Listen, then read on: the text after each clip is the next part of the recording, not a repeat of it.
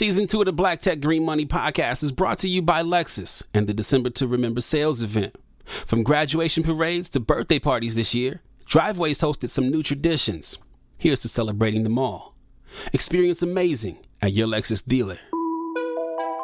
Afro Tech World 2020. Jeff Nelson is co-founder and CTO at Blavity, the parent company of Afrotech and the internet's biggest destination for black millennials. And in his talk at Afrotech World, he focuses on the idea of building a tech product as a non-technical founder and shares his thoughts on what kinds of tech products are best suited to find success in the marketplace. If you think about the biggest companies, things that we use every day, the Ubers of the world, social networks like Instagram, companies that we know and use every day. The key thing about the sort of tech companies that are emerging and will continue to emerge and be successful are those companies that are simplifying the collaboration between humans and technology. And that's a really, really important distinction. You know, some people have the mistaken belief that the goal of technology is to displace humans, that, you know, things like artificial intelligence and machine learning are there to eliminate jobs and eliminate humans from certain sectors and certain things. And that's not really the case. Really, the sweet spot for technology is if you make the lives of people easier. If you allow people to be more productive, if you allow them to be more efficient, and you allow them to be happier. The secret to technology is leveraging it to take things that humans aren't really good at doing at scale, right? So if you think about, you know, some of the tasks that you have to do on a daily basis, and some of the tools that you may know and use on a daily basis to take repetitive tasks and make it easier to scale those up or to scale those out. It isn't replacing you, and it doesn't mean that you don't have to be a part of that equation, but it simply means that you're using technology to make yourself more efficient and more productive. And going forward, that's going to be even more important, especially as we live in a world where technology is going to be more paramount. If we're video conferencing more, if we're working remotely, if we're video conferencing, instant messaging, doing all those things, having virtual events, technology is going to play a big role in that. But as we see, technology isn't the only part of the solution. There's still that human element that we hold near and dear. And so that's going to be super, super important. So as you're thinking about your vision of the world, think about how the area of technology that you are passionate about or that you're working with is going to make it easier for humans to be productive and more efficient. How do you simplify that interaction between humans and technology? I'm Will Lucas, and this is Black Tech Green Money. I'm going to introduce you to some of the biggest names, some of the brightest minds, and brilliant ideas. If you're black in building or simply using tech to secure your bag, this podcast is for you. Ruben Harris is co-founder and CEO at Career Karma, in the Bay Area transplant from Atlanta, Georgia, where he worked as an investment banker. He got bit by the tech bug early in his career and wrote a blog post that went viral called Breaking into Startups, which put him on the radar of Silicon Valley elite. Career Karma is an app that helps job training programs, specifically coding boot camps, but also other verticals, find qualified applicants. I asked him why he wrote that blog post, which you can find linked in the show notes, and how likely, at least in part, it opened up his pathway to success. The reason why I wrote that blog post is because I learned about the power of writing through my experience breaking into finance. So when I broke into finance, I first started writing actually in college when I took a class on music history, and I learned about philosophers and social reformers and how they were great writers like Socrates and Aristotle and things like that. So I had a blog called The Social Reformer that turned into my own blog. And then when I graduated from from college, I didn't have any internships or I didn't have any work experience either because I was just studying the whole time. And so I wrote a blog that explained all the reasons why someone wouldn't hire me as an investment banker, but I declared that I was going to do it anyway. And the reason why I think that was powerful for myself is because it kind of forced me to do it, because I told people I was going to do this thing, and if I didn't do it, I was going to be embarrassed. And so that also led to thousands of people reaching out to me after I got a job and me helping a lot of people do it. And so I just did the same playbook that worked for me for finance for tech. And so, I actually wrote this blog post that I published on LinkedIn a few years ago called "Hey Startups, You Don't Live in Silicon Valley." And Mm-hmm. it kind of went crazy on LinkedIn because I was frustrated at the time because all the advice that was coming out about how to raise capital from angels and VCs was from people from Silicon Valley, the Paul, Paul Mm-hmm. Ramsey, et cetera, and the Sam Mm-hmm. Altmans, who you know well. Mm-hmm. And I was finding that advice didn't work in a place like Georgia or Ohio or Mm-hmm. et cetera, right? But it worked for Silicon Valley people, Mm-hmm. but there was nothing that related those experiences, across geographies. And so how Mm-hmm. do you have this amazing podcast, Breaking into Startups, you're an avid writer and et cetera. You put out a lot of content. How do you keep that information you distribute on your podcast and et cetera relevant to people who may be not in Silicon Valley? Yeah, I mean, I think Afrotech knows this well. Just like Career Karma knows this well. I would say keeping fresh content is the key to staying relevant. Not, a lot of people in tech talk about how every startup, every company is a media company, and I think I would take it to another level. Every human being is a media company. Like, in order to be successful in this day and age, you have to take either a artist or even a model approach. Like a supermodel has to be their own brand. Kanye tweeted, "Artists are founders," and somebody else said, "Founders are artists." Right? You have to promote yourself, right? And so, um, especially in a COVID-19 world, and if you want to work remotely, writing is a superpower, and writing fast is even better. And not just because it gives you clarity of thought, but it can greatly um, increase your economic salary and attract people to you. Um, there's a um, um, there's a great quote that one of our investors says is that inbound is what happens when outbound is your DNA. And so Mm. Career Karma, like we produce 600, 700 articles a month, right? So that's company generated content. I know Afrotech produces a ton of articles a month, but then you also have user generated content, right? You have opinion writers. And then in our community, since we have over 100,000 users, they're all asking questions or getting advice that gets discovered on Google. And then you also have programmatic landing pages. So our engineers create different combinations of landing pages that will pop up in Google that are relevant so that Career Comma stays in its position as the number one destination for career advice on the internet. And when they come here and they're looking for advice, we can match them to the right training and give them support to get a job. Oh, it's so good you did that because I mean, actually, I was going to go there later in the interview, but since we're here now, I was going to talk about this is because when I learned the kind of philosophy that every business should treat themselves like a media company, it was Gary Vaynerchuk said it. Mm-hmm. I'm sure there's other people who've said it, but I heard Gary Mm-hmm. Vaynerchuk Mm-hmm. talk about Mm-hmm. every company should, and every startup is for that matter, should Mm-hmm. think of themselves as a media company. And you've done a great job at that with the podcast, the written content, and news even. Mm-hmm. How do you you're an early stage startup. Mm-hmm. How do you justify or how do you even get good at doing so many forms of media when you still have to be good at what your core business is, Mm-hmm. and you may not be the best writer, or if you are a great Mm-hmm. writer you may not be great at podcasting. If you're great at Mm-hmm. podcasting you may not be great on video.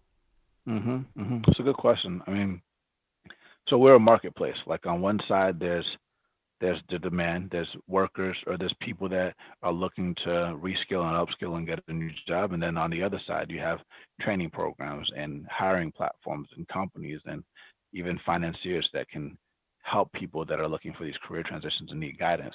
And so whenever you think about a marketplace, you want to pick a side especially in the beginning.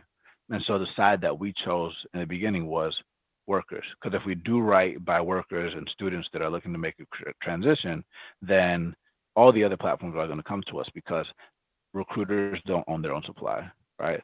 Schools are always trying to compete to get students, right? Hiring platforms also, they need to get qualified applicants from not just one school but all the schools. And so if we serve workers, then we're able to get everybody else. So you'll see in the beginning, all of the content on YouTube and on our podcast and everything was just catered towards making sure they are informed versus us just talking about all the things that the schools are offering. You don't hear us talk too much about what the schools are offering. It's always like the struggles of the users. Now, to your point, there's a lot of formats that you can follow. You can follow video, you can do podcasts, you can do writing. We started off with the podcast, which is Breaking Into Startups, and I think it's important. But we learned quickly that podcasts are helpful in certain ways, but you have to be mindful of how Google's algorithm works, right? And when it comes to podcasting, we definitely want to put out our own content, but don't sleep on the importance of being on other people's podcasts. Like, for example, I'm on your podcast now. Yeah. And when you publish it and we link to each other, we support each other, that helps me better in Google, right? And since these podcasts aren't always transcribed, then that's not going to pop up very quickly. And the reason why you want to pop up very quickly in search is because people that are searching for career advice are going to use Google to search, and you want to be number one. And so what ranks number one on top of, podcasts or programmatic landing pages and reviews is going to be written content, right? Or user-generated content. And so we doubled down heavy on creating user-generated content, which got us to the point where now by October, we'll be at over 1 million people coming to us per month. And so in the beginning, we started off with video after podcasts, and we still do a little bit of video, but then COVID-19 hit, and now almost all of our content is either user-generated content, company-generated content, or a programmatic landing pages, which is kind of like what a Pinterest will do, or they'll aggregate different content. Like if you're looking for a wedding, it looks like they made that page, but it was actually an aggregation of what everybody else did together. And we will pick up our podcast game stronger more, but I'm spending most of my time doing other people's podcasts, which allows us to grow. But you'll see more of that drop soon. Yeah, just because I'm interested as a marketer, I think about, I wonder what your philosophy is on the written stuff, because, when I think about content, and specifically the types of people that Career Karma is targeting, because you're helping people reskill, is these people are consuming content while they're in line at Target, or while they're in line at the grocery store, or while they're cooking and their kids are making noise in the background. So I think about video a lot in that way, because again, it takes very low pressure, low, engagement in order for them to be paying attention. They don't have to do a lot. Yeah, right? I think that's a good point, because I think you want to finish. No, go ahead. Point? I think you got it. I think the written part is more for Google, even though they are recognizing audio and video. But whenever you discover written content on Career Karma, you'll also see audio and video inside of those pages for the people that don't have time, so that you kind of get the best of everything when you go to the page. And so to your point, a lot of people are busy, which is why we created audio and video for people to consume. But most of the written content and programmatic landing pages are designed to optimize for Google. But now that podcasts are blowing up and videos blowing up, we're monitoring to see what is recognized the most by Google, so that we can make sure that those podcasts and those videos rank as well and are discovered by people. Excellent. Before I get too much further, and people will have read your bio and I already introduced you, talk a little bit more about what Career Karma actually does and who for. Yes. Yeah. So Career Karma is the easiest way to find a job training program online. So our core user is, we serve blue collar workers between the ages of 25 and 35 years old. Doesn't matter what age you are, but just that's the core user, 25 to 35 years old, that want to get a job in tech. And we help them choose from 6 different career paths that are technical and non-technical. So if you want to break into tech, we can help you become a salesperson, an engineer, a designer, a data scientist, a data analyst, or in cybersecurity. And the average salary that we help you make is about $70,000 to $100,000, and that will usually take you between 3 to 12 months in order to get a job. I think what's unique about our platform is not only are we the easiest place to find the right job training for you, but we'll also match you with the people that have your shared struggle in a small group called a squad that will give you support during the program, during the job search for the rest of your life, all the way through a job. So you get access to not just the right job training programs, but you get access to a network. We have over 120,000 users inside of Career Karma now. Last year was 10,000, so we're growing very fast. And so these users are people that can that are currently attending these programs that you can always message to help you find a school, finish the school, and get a job. So I think that's super important. So you're getting access to a network, and that's important because we are in a world where people are changing careers 5 or more times in their lifetime. The average tenure in a job is 1 to 2 years. So anytime you want to switch jobs or get a new skill, you can always come to Career Karma. We can match you to the right training.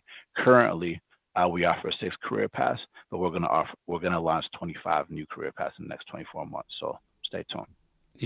Yeah. I remember when it was just coding, and so we'll talk a little bit more about that in a bit. Well, I think about this pandemic, COVID-19 has left a lot of people without work, and many, probably, I don't want to say more, but in many cases, less desirable work realities.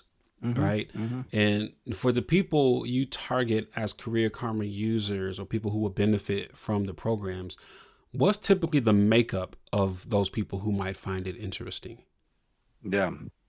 So I'll say, most of the people, if you look at the frontline workers that are fighting hard and the essential workers that are like the heroes in this pandemic, a lot of them also are suffering too. You see a lot of retail workers that are giving us food that are affected from restaurant closures. You see a lot of nurses that come to Career Karma. You see a lot of teachers that come to Career Karma because schools are shutting down as well. You see a lot of people that most of the time they went to community college or got their associates or got some college and no degree or never finished college, never tried to do college, that come to Career Karma. That doesn't mean that we don't have like white collar people that went to Ivy League schools that come to Career Karma as well, but the core is people that have gone to college or had some schooling that are an adult that are looking to make a career transition in their life. I'll say that's the core user that comes to Career Karma. When it comes to their struggles, that a lot of people don't realize is that, yes, matching you to the right training is one thing, but many people that come to us have bad credit. How do you navigate that? A lot of people don't understand how to navigate that. We can help you navigate that. A lot of people come to us and their child stepped on their laptop. How you navigate that? So we can help you get access to a laptop because we're giving away 5,000 laptops right now. We're currently running this campaign called Reskill America, the Great Rehiring Initiative, and we have cool people like Colin Kaepernick and Square and GitHub and Affirm and Airtable and all these other people that have donated in our campaign to raise about $500,000 to get you all devices. So we'll give you that for free if you're serious about this. Like, it's super important to, obviously there's conditions, but like we want to make sure that you have all the support that you need in order to get a job. So I would just say the core users, that blue collar worker between the needs of 25 to 35 years old that's looking to get a skill. And I think it's important to have empathy with what's happening, right? Job retraining is this huge, massive growing trend and everybody's getting in the game. And this is why. There's over 55 million people Americans that have filed for unemployment this year alone. And 54% of the workforce requires reskilling by 2022. All right. Also, how are you going to pick which job training program you're going to do? There's 9,000 boot camp and trade schools out there. 16 million people go there every year. There's over 5,000 different colleges out there. 20 million people go to college every year. And then you have colleges, employers launching their own boot camps. You have, their own credentials and things like that, with Google launching their own credentials. So how do you pick what's going to be best for you? And so we help people navigate that sea of options through our software, but also by connecting them with people that are currently doing it and that have done it before. This may be, a minefield for you, but I wonder how you think the educational system has to adapt. The traditional education system, colleges, universities, and et cetera, forced or otherwise, have to adapt because of the COVID-19 pandemic and preparing people for actually being able to get out there and find a job versus, people graduating with, say, communication degrees and don't really have, and not to, down that, but you have to actually have a skill, right? Yeah. I think so the reason why we chose to start with coding boot camps is because we felt that boot camps are the first rapid reskilling model at scale that helps blue collar workers enter high paying career fields, right? And now that boot camps have set the example, traditional education players are now following their lead. For example, boot camps prove that flexible financing options like income share agreements or deferred tuition work. And for the people that don't know what an income share agreement is, an income share agreement is a promise to get you a job. And if you don't get a job, you don't pay anything. But if you do get a job, then the tuition comes out of your new salary. And there's variations on the model called deferred tuition and things like that. So now that has worked consistently, now you have welding schools and diesel training centers that are offering this as well. And now that traditional education players are copying them, this model is expanding into other industries. Colleges and universities themselves now have their own boot camps. And so I think what's going to happen now is all these traditional industries that have a shortage of workers need to understand what the needs of the employers are and match it with the right training so that you can not just get people the job, but get people the job quickly. Because the wrong decision has a high cost of failure. Yeah. Right? People are investing time and money into this, right? 3 to 24 months of your time, $10,000 to $50,000 of your money, whatever program that you go through.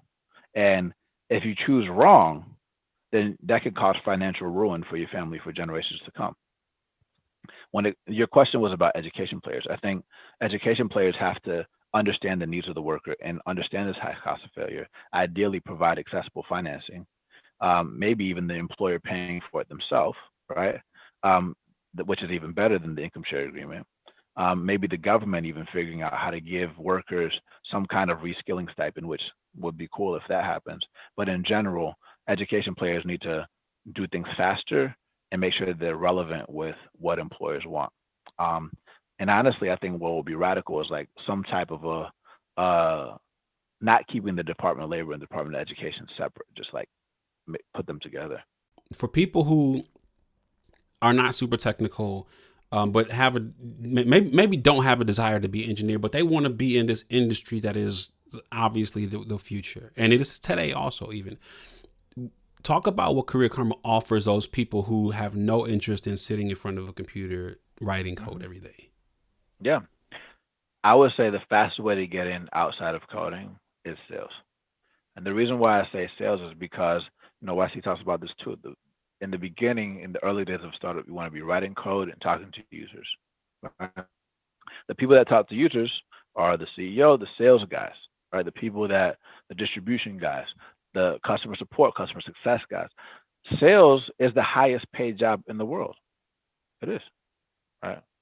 It is. Like, I have a friend who's an account executive last year. He made $400,000. But the reason why it pays so much is not just because it's like a walk in the park. It's hard. Most of the time, they say like closing an enterprise sales deal is like passing a bill in Congress, right? It's not easy. Yeah. Sales cycles be long. Yeah. Sales cycles be long, and it's not easy to. It's very easy to have that first meeting. Yeah. It's not easy to do the follow up. It's not easy to like make sure you're on it for understanding everybody's pain with multiple people in your pipeline. And you got to recognize that most of the things that you're going to do are going to fail, right? But what's nice about sales is you can get a job faster than coding. Mm-hmm. It pays well. You can make the same amount of money that engineers make, and there's no cap to your upside. That's right.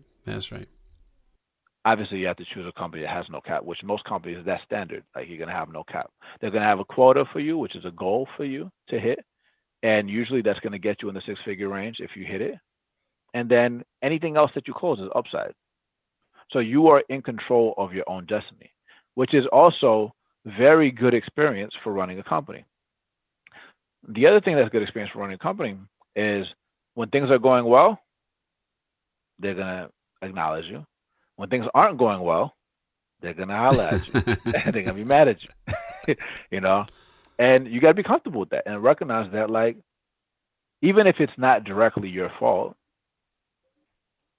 leaders take more, in my opinion, I think it's better to take more of your share of the blame and less of the credit, even when things are going well. Yeah. Right. So whenever you're going through this process, just always like recognize that, like, in order to keep the party going, you want to keep going in and acknowledge all the people around you that helped you get there. Like, if I'm in sales and I'm doing well, marketing helped me. Right. That's right. The research team helped me get insight. Like, all the engineers helped me understand. Like, when I told them what the problem was, they built the feature to make sure that this person was happy. So you got to always spread love to everybody else.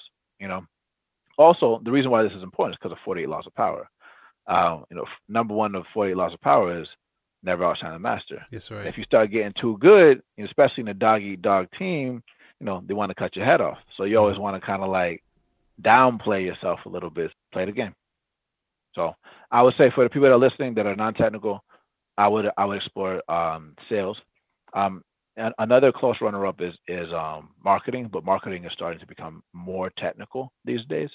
But it's great because what we talked about earlier with SEO is that and content is that most startups don't understand how to do SEO properly. That's why 40 cents of every VC dollar goes to Facebook and Google, right? And it's hard to create content consistently, especially written content, but also video and audio. I'll throw HR in there too. We need more Black people in HR.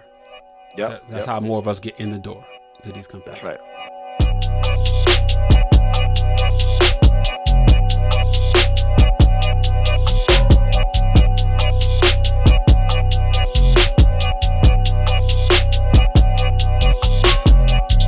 Season 2 of the Black Tech Green Money podcast is brought to you by Lexus. Known for celebrating driveway moments for over 30 years, Lexus invites you to create more with exclusive offers on the most popular Lexus models at the December to Remember sales event. Experience amazing at your Lexus dealer. According to Myers-Briggs, I'm an INTP. And if you like me, many jobs in tech will be a great fit, per a study done by Career Karma. For instance, as an aerospace engineer, you can make around $80,000 annually.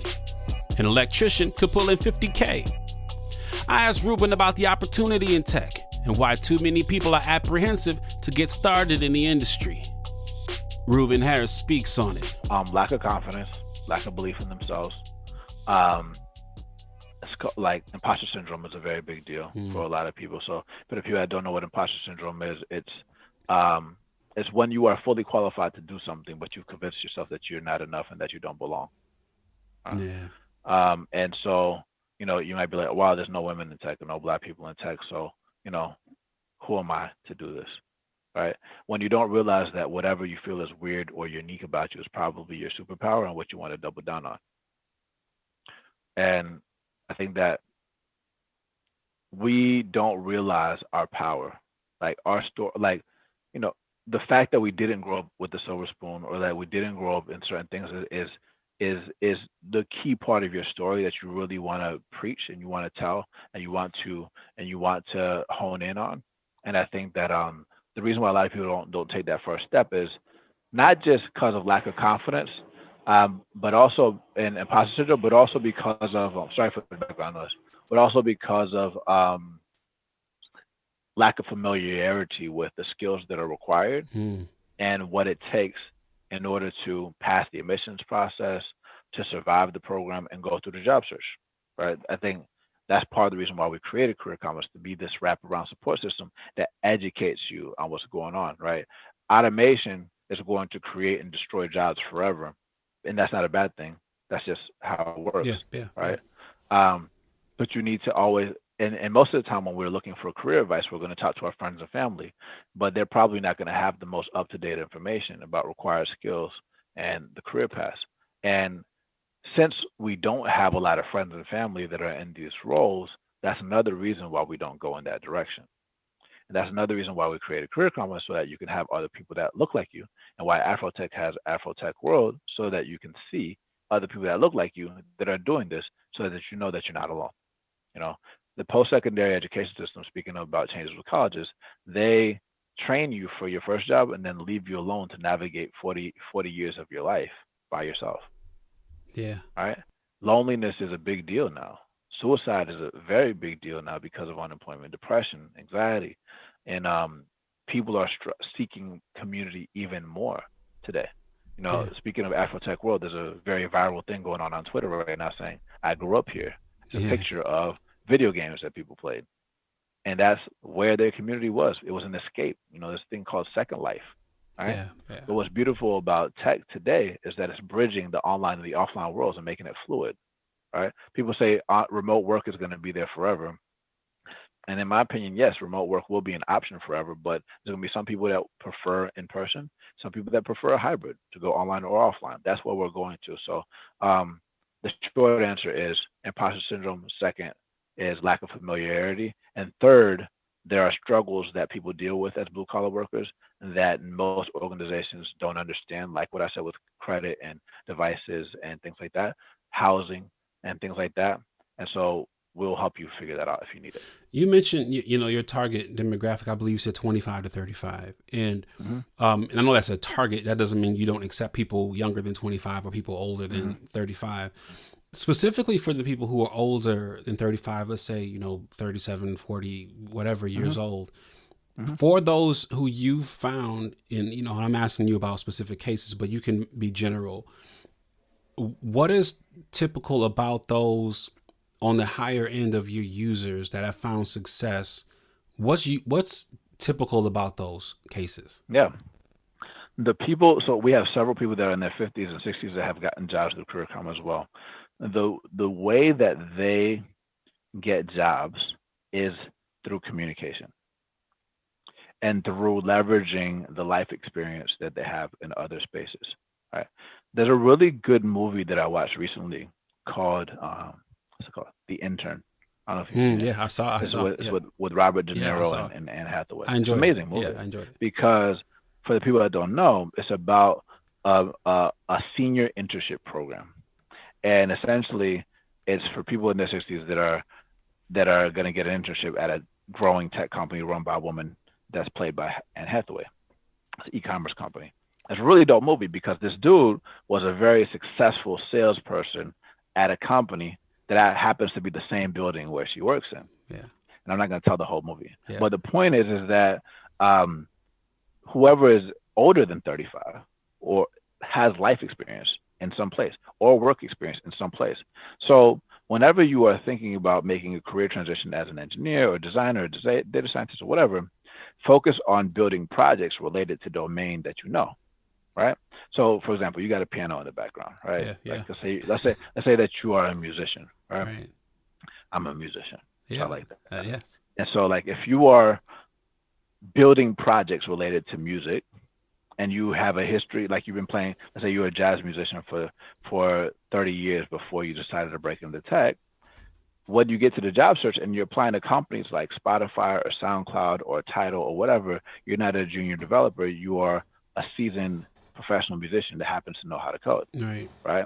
And so you have to be able to communicate that story, because at the end of the day, you are in an advantage, because if you're applying for a company that's hot, everybody's going to have the coding skills. Everybody's going to have the sales skills.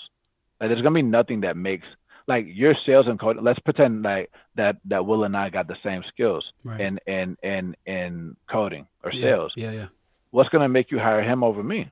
That's right. It's just he's a better fit, personality-wise, life-wise, experience-wise. And you might be like, well, I never worked in corporate before. Great. What's your struggle that you've been through? Bring that to the table and apply to companies that are focused on solving problems related to that struggle. Right? You might have been, I could go into many different examples of this, but the point is that it comes down to communication, whether you are senior or junior or mid-level. Like, communication at the end of the day is what's going to get you the job and your portfolio that you build. Yeah, just great segue. I found this quote that you previously stated, and I want you to expound on this. You said, it's easy to think that the way you're going to rise is through your skills technically, but the way that you rise is actually through your non-technical skills and understanding how to communicate and be creative and manage your perception, which is also your story. I want you to go deeper on that whole thing, because you just started there. I'm pushing you to go further. I love it. I love it. I love that you bring this up. So, in addition to communication, you have to realize that building company is a team sport. And using the music analogy, it's like playing in a band, right?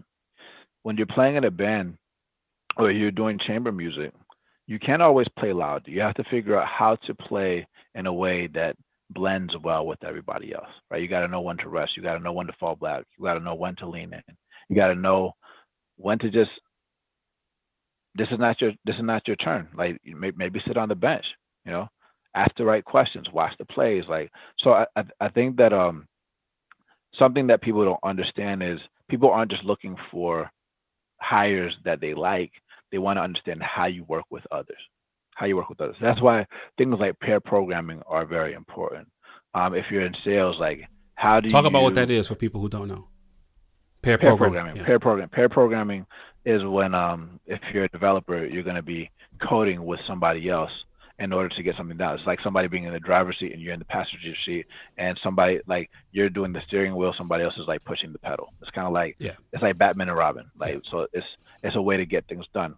And there's a lot of other things that developers do on a team. I'm not an engineer. I'm in sales, so I'll use a sales analogy, which is similar, right?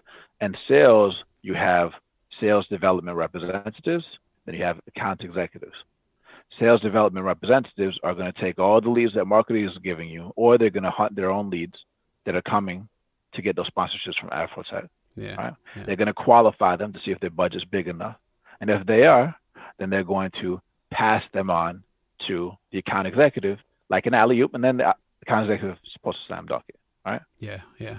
So this team collaboration is really important. And when you think about these non-technical skills, it's not just communication, team dynamic, it's time management, right? So the time management that it took you to figure out how to manage your own schedule is important, but how do you coordinate schedules for people all over the world in a remote COVID-19 world? You got to understand time zones. You got to understand calendar invites. You got to understand things like that. How do you speak emoji and GIF? Yes. Right? It's different level of communication. You know, It's not just verbal. It's not just video. It's like, how do you talk slang written wise so you understand I'm down for the culture? That's right. How do you do it? You know, it's a different level of thing. And so that takes practice. I think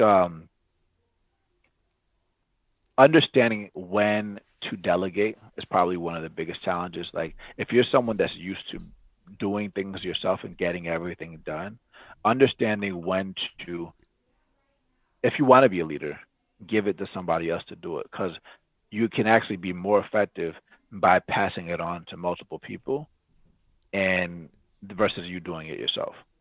Right? Yeah. That's something that has been a big challenge for me in the beginning. Like it took me a long time, in addition to communication, to be like, all right, you handle this, because I want to make sure that it gets done right. You know, I think all of those things are important. Outside of that, I would say make sure you get an outside perspective on yourself. So when we talk about perception, right? You can be perfect at doing everything that you feel you need to do to make your own brand. But what you may not realize is the way that you think that you're being perceived is not how you're actually being perceived. Yeah. Right? Good. So you always want to ask people how they feel that you're doing, right? Or like if it's your manager or your colleagues, like, or your roommates or whatever, like, how do you feel? Things like how's your week been? Like, just have a reflection time. That's why I like Sundays. Success on Monday starts on Sundays. Like, reflect on your week.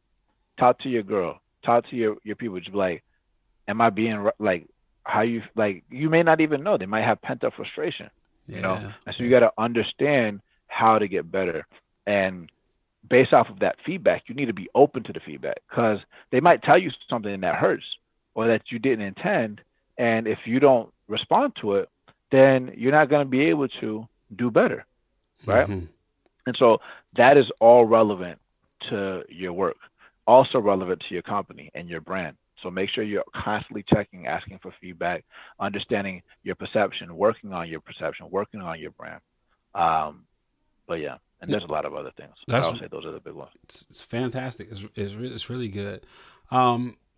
Segueing just a little bit, because and you've talked about this before, like your first application of Y Combinator wasn't successful. And almost every startup founder has been through that, heartache when you get that email, right? And this YC has been, it's regaled like creme de la creme of boot camps, accelerators, right, for startups.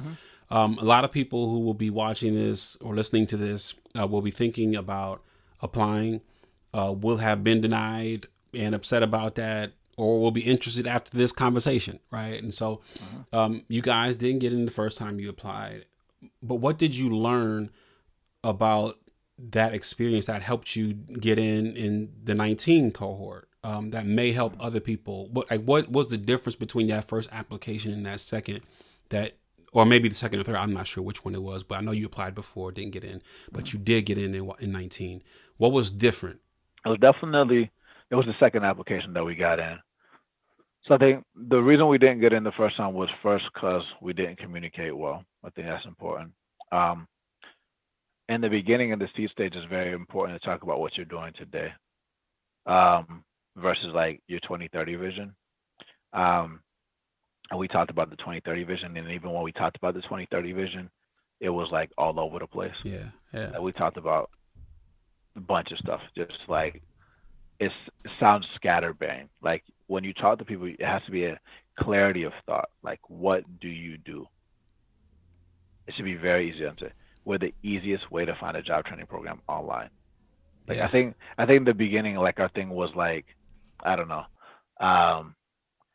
the largest social network for blue collar workers to get a job or something like that. Yeah. Like, which sounds like, marketing wise, it could sound okay. I get it, like large social network for blue collar workers to get a job, but it doesn't clearly say what I do. That's right. It's big, but it's like, okay, so how do you do that? Like, how do you create a social network? Things like that. So I think that's important. I think the other thing that we did is we didn't wait. So as soon as we got rejected, I got the feedback from the Y Combinator people.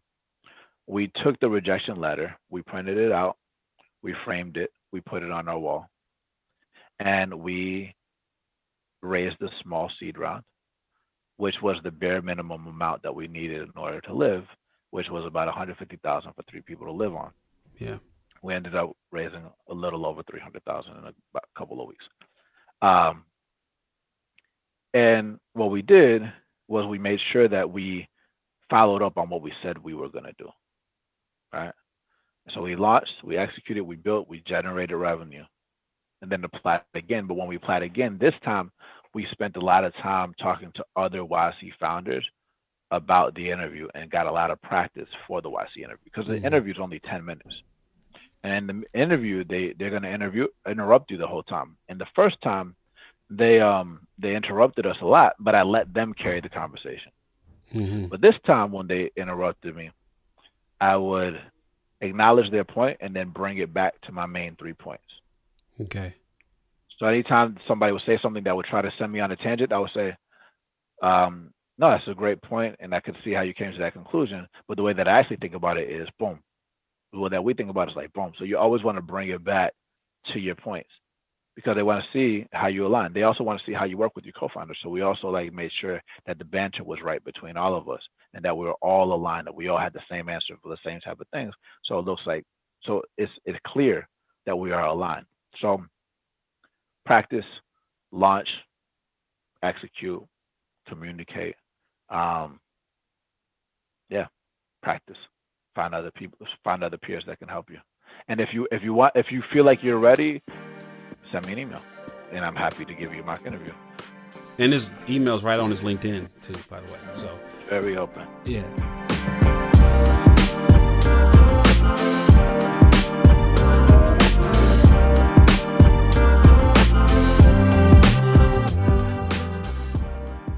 Season 2 of the Black Tech Green Money podcast is brought to you by Lexus, who's been celebrating driveway moments for over 30 years with the Lexus December to Remember sales event, where you can find exclusive offers on the most popular Lexus models. Experience amazing at your Lexus dealer. I remember Paul Judge, who I love.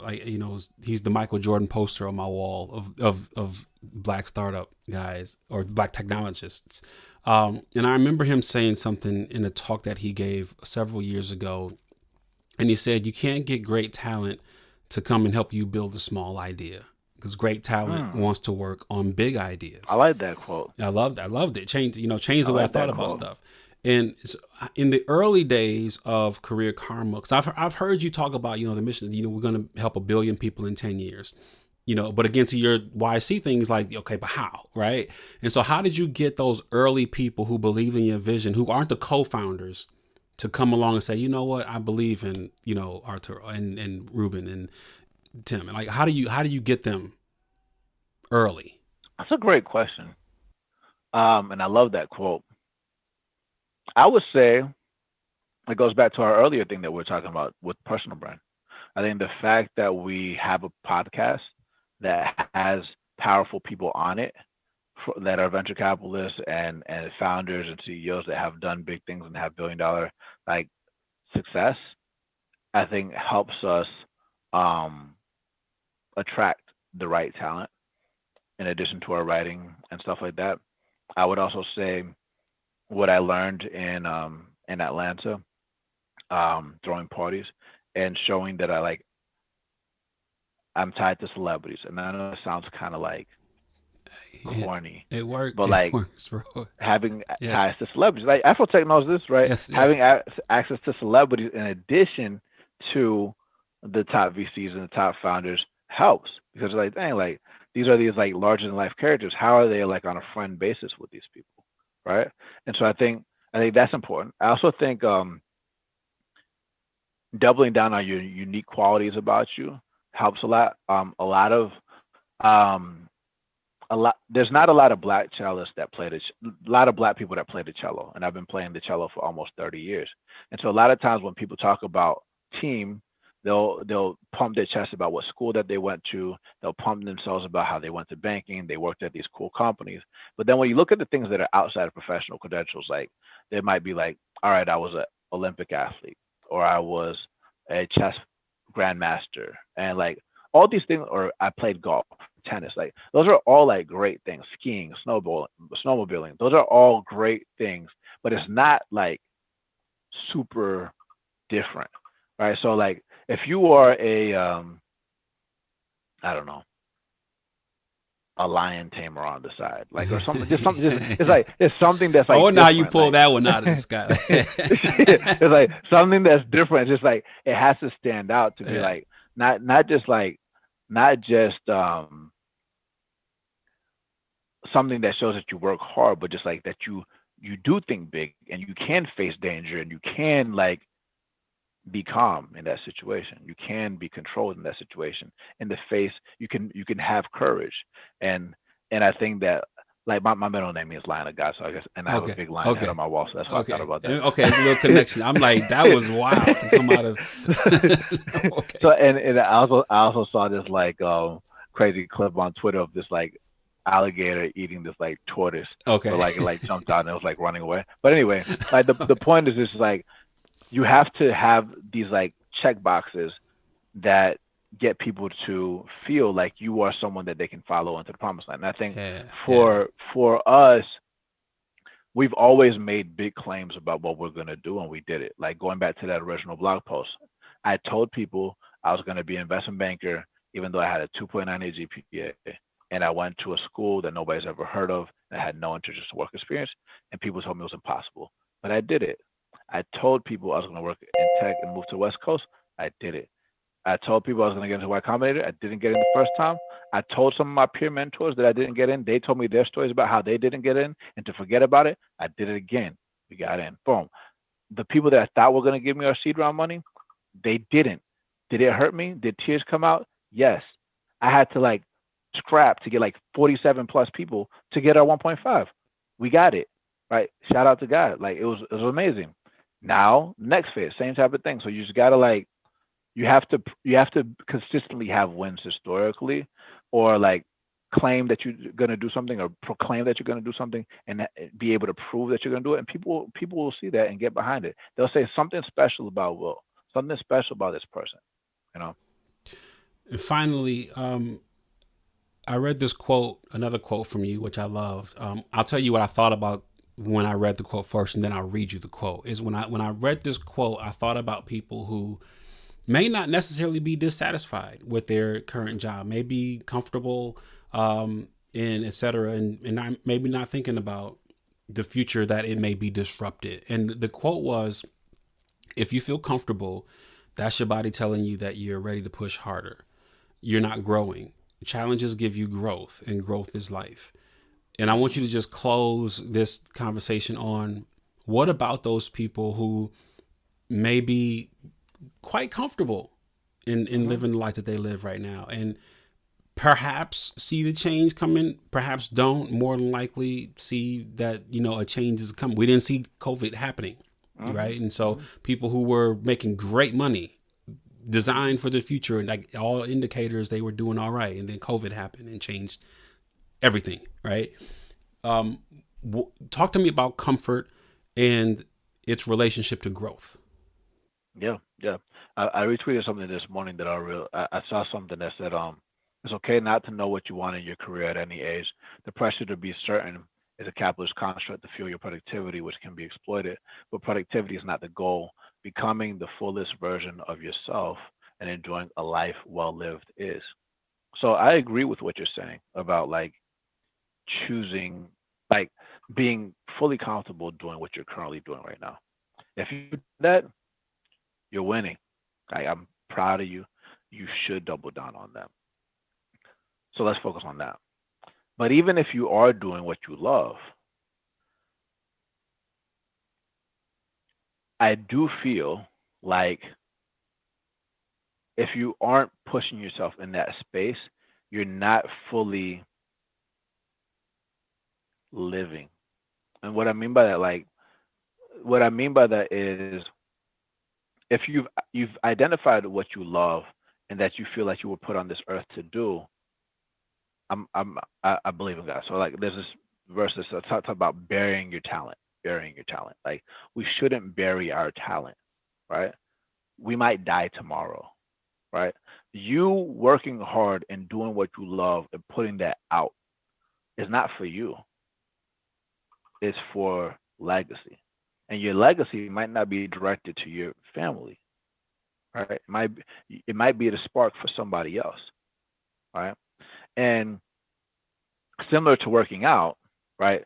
You can have a perfect body right now. So let's use the analogy of like you chose your job, you have the perfect body right now. But if you're not at least maintaining your workout routine, you can slip, right?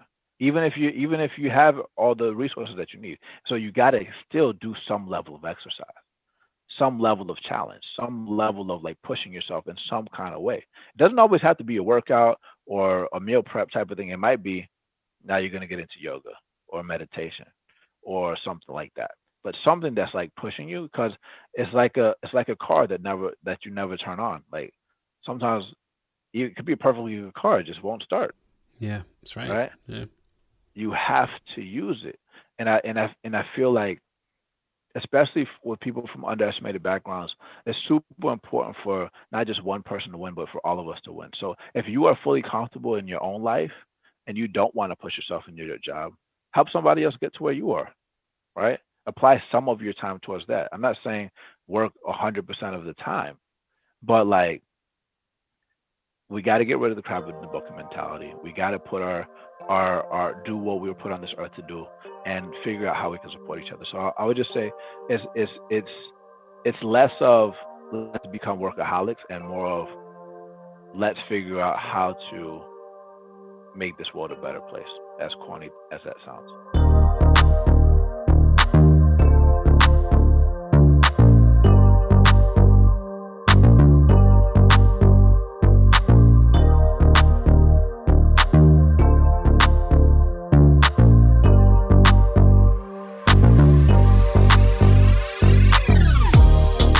Black Tech Green Money is a production of Blavity Afrotech and is produced by Morgan DeBon and me, Will Lucas, with additional production support by Love Beach and Raven Earbor. Special thank you to Micah Davis and Sakara Savanyan, like the wine, and yes, that's his real name. Learn more about my guests and other tech disruptors and innovators at afrotech.com. Go get your money. Peace and love.